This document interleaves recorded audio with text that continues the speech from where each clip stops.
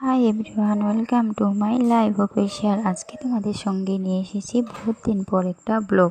তোমরা অবশ্যই দেখবে আর ভালো লাগলে লাইক কমেন্ট শেয়ার করবে। আমি এই শাড়িটা যে পরেছি দেখতে পাচ্ছ, ওটা আমার জামাইবাবু গিফট করেছে। আজকে ছিল স্যাটারডে, চলে গিয়েছি দিদির বাড়িতে। দিদি আর জিজু আমাকে নেমন্তন্ন দিয়েছিল। আমাদের শোনা গিয়েছে টিউশনে, তোমাদের দাদাভাই চলে গিয়েছে দোকানে। তারপর আমি চলে গিয়েছি দিদির সঙ্গে। উপরে মিস্ত্রি কাজ করছে আমার দিদির বাড়ির বিল্ডিংয়ের ওপরে, আর জিজু বানাতে দেবে গ্রিল। তাই আমার জিজু বলেছিল চলো গ্রিলের ডিজাইনটা চুজ করবে, তাই চলে গিয়েছিলাম ওপরে। ওপর থেকে নামার পর এখানে দেখো আমার জিজুর কর্মচারী নিয়ে এসেছে সবজি, সব রকমের সবজি নিয়ে এসেছে, আর আমি নিজেই রান্না করে নিয়েছি। আজকে যেহেতু ছিল শনিবার, তাই আমি সব কিছু নিরামিষ আইটেম করেছি পনিরের রসা।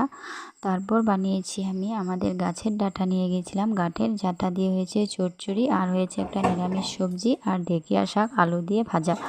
খুব সুন্দর রেসিপি হয়েছে। আর আমি যখনই দিদির বাসায় যাই তখন বেশিরভাগ আমিই রান্না করি, কারণ আমার জিজু আমার হাতে রান্না খেতে খুবই ভালোবাসে। দেখো এখন আমি বসিয়ে দিয়েছি চচ্চড়ি। ডাঁটা চচ্চড়িটা আমি বানিয়েছি সর্ষে বাটা দিয়ে। এই ডাঁটাগুলো খুবই মিষ্টি লাগে খেতে। এখন খুব সুন্দর হয়েছে ডাঁটাগুলো, আর প্রচুর মিষ্টি খেতে। আমার ডাঁটা চচ্চড়িটাও মোটামুটি হয়ে গিয়েছে। এদিকে আমার ঢেঁকিয়া শাক ভাজিটাও হয়ে গিয়েছে, বসিয়ে দিয়েছি নিরামিষ সবজি। মোটামুটি সবজিটাও হয়ে গিয়েছে।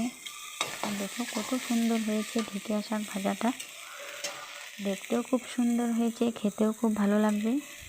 শাড়িটা দিয়ে দিয়েছিল জামাইবাবু গিফট। তারপর তোমাদের সঙ্গে বাড়িতে এসে পরে